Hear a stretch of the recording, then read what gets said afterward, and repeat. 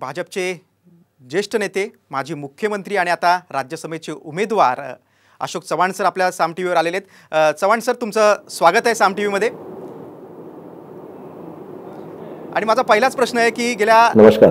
नमस्कार। गेल्या 4 दशकांपासून तुमची काँग्रेसशी नाळ जोडलेली आहे आणि चव्हाण कुटुंब म्हणजे अगदी काँग्रेसशी एकनिष्ठ असं कुटुंब आहे। तुम्ही मुख्यमंत्री होता, तुमचे वडील मुख्यमंत्री होते, असं असताना देखील तुम्ही भाजपमध्ये जाण्याचा निर्णय घेतलेला आहे।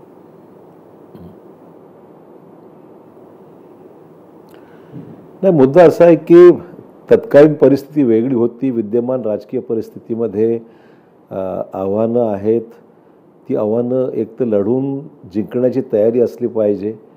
दुर्दैवाने विद्यमान काँग्रेसमधलं नेतृत्व हे महाराष्ट्रातली जी नेते मंडळी आहेत ती सक्षमपणे पूर्वतयारी, निवडणुकीची एकंदरीत परिस्थितीचं आकलन करणं, उमेदवाराचं निर्णय घेणे, महाविकास आघाडीमधल्या विविध घटक पक्षांशी डायलॉग करून तो निर्णय लवकर आटोपता घेणे, कारण वेळ चाललेला आहे। आणि ही तयारी जी आहे, ज्याप्रमाणे भाजपने प्रत्येक जिल्ह्यात गावामध्ये पर्यंत यंत्रणा पोहोचवलेली आहे, त्याचा अभाव हा काँग्रेसमधल्या एकंदरीत वर्किंगची जी सिस्टम आहे त्याच्यामध्ये मला पाहायला मिळाला। आणि अनेक वेळा चर्चेअंतीसुद्धा त्याच्यामध्ये काही निर्णय होत नव्हते, किंबहुना अंमलबजावणी निर्णयाची दिसत नव्हती। आणि मग अशा परिस्थितीमध्ये जिल्ह्यातल्या नेतृत्वाचे जे प्रश्न आहेत तिथले त्यांना बळ देणं, त्यांना त्यांची मानसिक परिस्थिती समजणं, कारण लोक चिंतेमध्ये आहेत। अशा परिस्थितीमध्ये जर आपण निवडणुकीमध्ये लढलो नाही, व्यवस्थितपणे तयारी केली नाही आणि जिंकलो नाही, तर आगामी पुढची 5 वर्ष काढायची कशी, असा चिंतेचा विषय हे महाराष्ट्रातल्या असंख्य काँग्रेसच्या आमच्या सहकाऱ्यांमध्ये नेहमी राहिला होता। आणि त्यामुळे मग एकंदरीत अशी मानसिकता झालेली आहे की बाबा एकतर मग याची काहीच तयारी नाही, सांगूनसुद्धा काही होत नाही, या सगळ्या विवंचनेमध्ये। आणि त्याला मग काही लोक बोलतात, काही लोक बोलत, काही लोक माघारी बोलतात। पण मी निर्णय घेतला की बाबा मग राष्ट्रीय पातळीवर जर भाजपसारख्या पक्षाचं सक्षमपणे नेतृत्व करणारे प्रधानमंत्री नरेंद्र मोदी यांचं जे एकंदरीत काम गेल्या 10 वर्षांमधून, विशेषतः या मागच्या 5 वर्षांमधली जी काही भरारी त्यांनी घेतलेली आहे, नॅशनल सिनॅरिओमध्ये ज्यांचं एकंदरीत आज फार मोठा प्रभाव आहे, एक ग्राफ त्यांचा वाढत चालला आहे भाजपचा, तो लक्षात घेता आपल्याकडची तयारी अपुरी आहे। आणि मग अशा परिस्थितीमध्ये मग सांगूनसुद्धा जर निर्णय होत नसतील तर त्यापेक्षा आपणच कोणावर टीका करण्यापेक्षा आपणच निर्णय घेतलेला योग्य राहील, या भावनेने तो निर्णय घेतला आहे। याच्यापेक्षा दुसरं काही नाही त्याच्यामध्ये। भाजपमध्ये जाण्यासाठी तुम्ही जे मुद्दे सांगितले ते ठीक आहे, पण तरीसुद्धा तपास यंत्रणेच्या दबावामुळे तुम्ही भाजपमध्ये प्रवेश केला असा तुमच्यावर आरोप होतोय, त्यात किती तथ्य तुम्हाला वाटतं?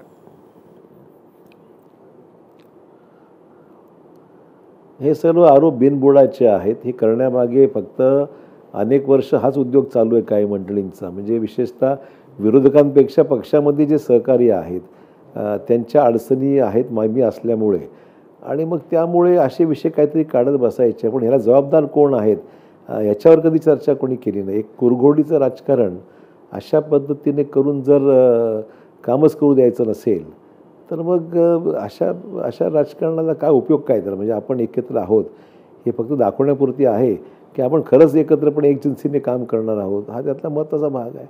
मला वाटतं माझा इंटरेस्ट व्यक्तिगत कोणावर टीका करण्यापेक्षा जिकडे आपल्याला काम करायला संधी आहे तिथे गेलं पाहिजे, आणि म्हणून हा मोठा निर्णय मला घ्यावा लागला। पण मग भाजपसोबत जाण्याचा निर्णय आत्ताच का घेतला? म्हणजे भाजप प्रवेशाचं टायमिंग अचूक साधलंय का?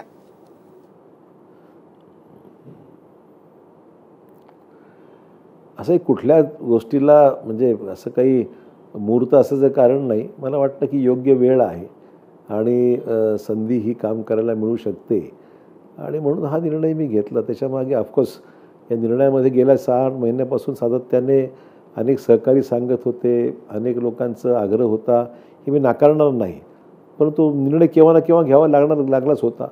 त्यामुळे मी निर्णय घेतला हा। त्याच्यामागे असं काही टायमिंग वगैरे विचार करून मी घेतलेला नाही, परंतु ही योग्य वेळ असं मला वाटलं म्हणून तो निर्णय घेतला। आणि पण शेवटच्या क्षणापर्यंत मी पक्षाचं काम करत राहिलो, हे मला मुद्दाम नमूद केलं पाहिजे। मी जबाबदाऱ्या कधी झटकल्या नाहीत, त्या जबाबदाऱ्या माझ्यावर पडल्या, ते प्रामाणिकपणे मी पार पाडलेल्या आहेत। शेवटच्या क्षणापर्यंत मी काँग्रेस कार्यालयात बसून काम केलेलं आहे। तर ठीक आहे, आता आपल्याला शेवटी निर्णय केव्हा ना केव्हा घ्यायचा होता, म्हणून त्याविषयी मी ठरवलं की बाबा ठीक आहे आता. तरी सुद्धा चव्हाण सर, तुम्ही राज्याच्या राजकारणातून थेट केंद्रीय राजकारणात जाताय, यामागचं गणित काय? कारण त्या दिवशी देवेंद्र फडणवीस देखील तुमच्या पक्षप्रवेशाच्या वेळी म्हटले होते की अशोक चव्हाण हे राष्ट्रीय पातळीवर उंचीचे नेते आहेत. म्हणजे केंद्रात तुम्हाला मंत्रीपद मिळणार आहे का, किंवा तसं काही आश्वासन भाजपच्या नेतृत्वाने दिलंय का? मी कुठलीही मागणी केलेली नाही. अनेक वेळा लोकसभेला मी 2दा राहिलो, अनेक वेळा वर्ष दिल्लीमध्ये मी काम केलेलं आहे. महाराष्ट्रातल्या विधानसभा विधान परिषदे मी अनेक वर्ष राहिलेलो आहे. त्यामुळे नॅशनल लेवलला काम करायला निश्चित मला आवडेल. मला माझा उपयोग कसा करून घ्यायचा हे ते नेतृत्वाने ठरवायचं आहे. मी कुठल्याही अटी किंवा शर्ती घातलेल्या नाहीत. आवडेल मग राष्ट्रीय पातळीवर काम करणं, म्हणजे केंद्रीय मंत्रिपद आलं तर राष्ट्रीय पातळीवर गेलोच आहे ना. आता राज्यसभेची निवडणूक उद्या निर्णय घोषित झाल्यानंतर राज्यसभेत जाऊन काम करावंच लागणार आहे. आता पुढचं काय निवडणुका झाल्यानंतर बाकीचे विषय आहेत, ते आज बोलण्यात काय त्याला उपयोग नाही. किंवा हा निर्णय हा ज्यांच्या स्तरावर अपेक्षित आहेत ते त्यांना जे उचित वाटेल ते घेतील.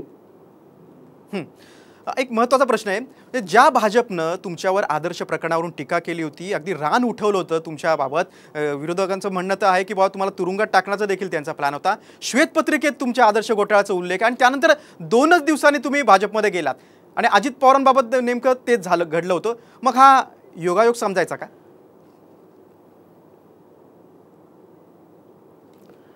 असं आहे की त्याचं ह्याच्याशी काय रिलेव्हन्स आहे असं मला तरी वाटत नाही. म्हणजे त्या वक्तव्याचा आणि ह्या निर्णयाचा तसा अर्थार्थी काही रिलेव्हन्स नाही. त्याच्यामध्ये अनेक निर्णय हायकोर्टामध्ये माझ्या बाजूने लागलेले आहेत हे मला मुद्दाम सांगितलं पाहिजे. आणि विनाकारण एकच गोष्ट सातत्याने राजकीय हेतूने आणि विरोधकांपेक्षा पक्षातल्याच लोकांकडून अधिक त्याच्यामध्ये त्रास झाला मला मुद्दाम सांगितलं पाहिजे. पुढचा प्रश्न आहे की तुमच्या मुलीला आमदारकीसाठीचं तिकीट मिळणार आहे असं बोललं जातंय, चर्चा आहे, आणि त्यासाठी तुम्ही ही राजकीय तडजोड केली आहे का?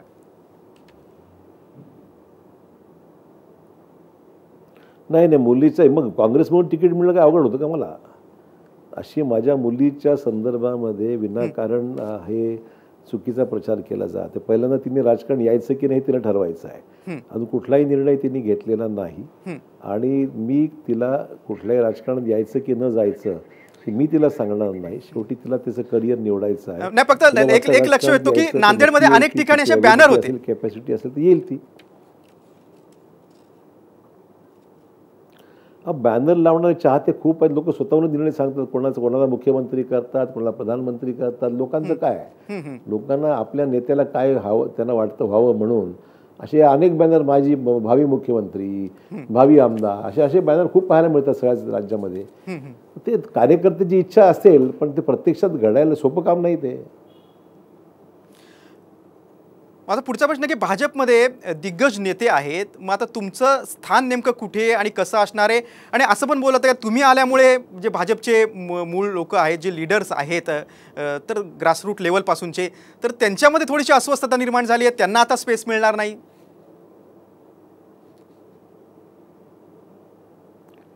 चुकीची बातमी आहे, चुकीची माहिती आहे ही. आजही मी ज्यावेळेस भाजप कार्यालय पहिल्यांदा गेलो, म्हणजे विधिमंडळाच्या, तिथे सर्व मंडळींनी माझं स्वागत केलं, आदर सन्मान केला. आणि असं कुठेही मला जाणवलं नाही की भाजपमधल्या कार्यकर्त्यांमध्ये माझ्याविषयी कुठेही असंतोष किंवा वेगळी भावना अशी मला जाणवली नाही.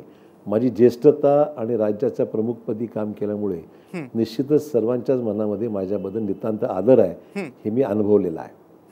चव्हाण सर, तुम्ही भाजपमध्ये गेलात, पण तुमच्याशी कोण आमदार कॉन्टॅक्टमध्ये आहेत का? काही आमदारांनी तुमच्याशी संपर्क केला आहे का? कारण म्हणत होते की तुम्ही याल आणि तुमच्याबरोबर बरेच काँग्रेसमधले आमदार भाजपमध्ये येतील. जशी तुम्ही मगाशी भावना व्यक्त केली की काय कुठे कुठे मला काँग्रेसमध्ये प्रॉब्लेम येतोय, भाजपमध्ये जाताना जे मुद्दे तुम्ही मांडले तसेच मुद्दे, तसेच भावना काही काँग्रेस आमदारांच्या मनात आहे, तशीच खंत मनात आहे, ते येतील तुमच्याबरोबर भाजपमध्ये?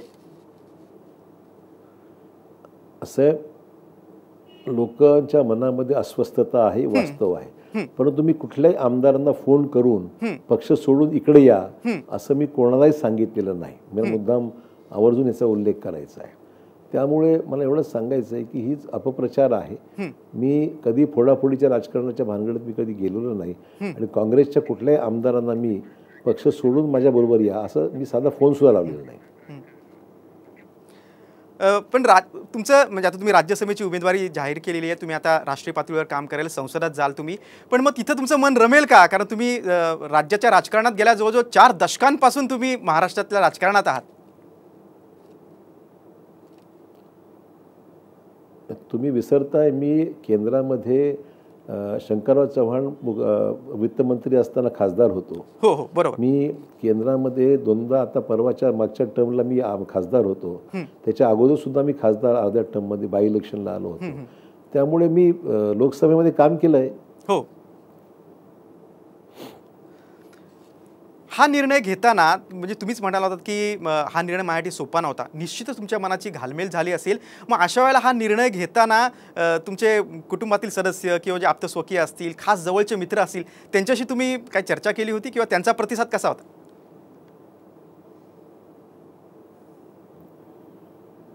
नाही, मी माझ्या कुटुंबाला कल्पना दिली होती की माझं थोडंसं असा विचार सुरू आहे. त्यांनी ते माझ्या राजकीय निर्णयामध्ये कुठला हस्तक्षेप माझ्या कुटुंबातलं कोणी करत नाही. त्याच्यामुळे तसा काही विषय माझ्याकडे आलेला नाही. आणि त्यांनी मला कुठल्याही पद्धतीचा त्यांनी मला संकोच व्यक्त नाही केला मला. नाना पटोले म्हणाले होते की तुमच्यासाठी रस्ते खुले आहेत, परत जाण्याचा निर्णय घेणार का तुम्ही? कारण ते म्हणते की परत या, असं आवाहनच केलं होतं त्यांनी.